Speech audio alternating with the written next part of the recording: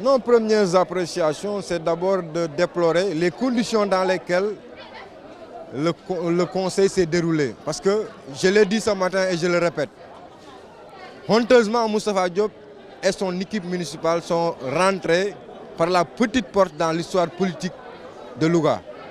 Pour la première fois, pour faire passer un projet que le maire a initié et qu'il juge important pour les populations, je ne vois pas pourquoi il a mobilisé autant de sécurité, les forces de l'ordre, en commençant par les gémis. Rappelons que Louga ne dispose pas d'un camp de gémis. Ils ont fait appel à la gémie.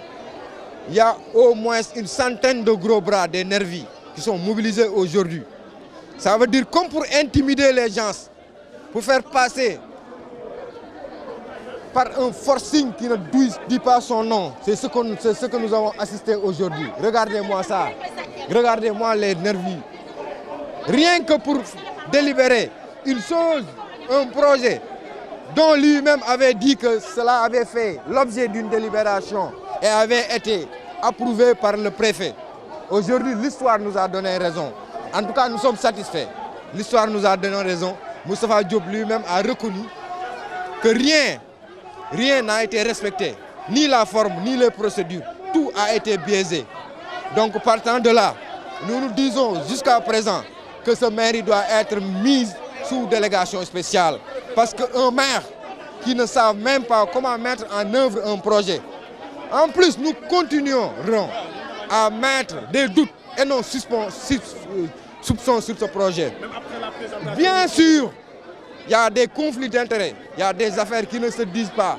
Nous sommes d'accord pour l'embellissement du boulevard, mais nous ne sommes pas d'accord pour la cantinisation du boulevard. Ce boulevard doit être préservé.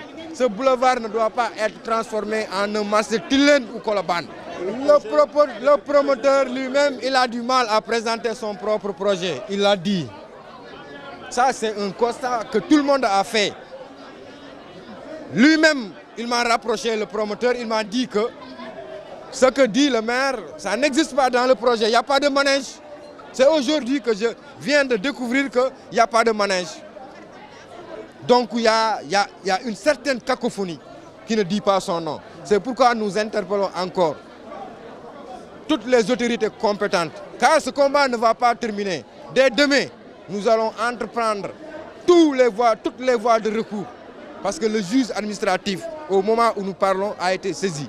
Une lettre a été déposée dans tous les organes, dans toutes les juridictions compétentes à régler les différends qui existent au sein du conseil municipal. Bien sûr, parce que c'est nul et non avenu. Déjà, on nous a présenté un contrat et une convention. Eux et ses partisans avaient brandi un contrat qui avait été signé entre le maire et le promoteur. Aujourd'hui même, je vous dis encore, une autre convention est sortie. Dans les termes du premier, les clauses qui sont dans la première convention sont diamétralement opposées et nous disposons devant nous une copie de chacune de ces conventions. Et au moment opportun, nous allons les publier pour vous montrer combien il y a du faux dans ce dossier et dans ce montage. L'autre question est la dernière. Aujourd'hui, le promoteur du parc bénéficie de privilèges vraiment qui nous posent problème. Comment peut-on donner 6 000 m² à quelqu'un et en contrepartie, il ne paie qu'une taxe de 25 000 francs plus une redevance de 2 millions par an. Le tout, ça revient à 191 000 francs à la commune. Alors qu'à côté, il y a un gérant de station qui n'occupe même pas 500 m², je dis bien 500 m², entre 500 et 6 000 m², il y a une large différence. Le gérant de station, pourtant c'est un même promoteur, c'est un Lougatois qui investit son argent, il paye une taxe de 250 000 francs, comparé à 6 000 m² pour moins de 192 000 francs. Vous trouvez ça normal? C'est pourquoi nous saluons également l'attitude de la percepteur municipale qui a aussi fait des observations très pertinente. Donc nous appelons encore une fois au maire à la raison.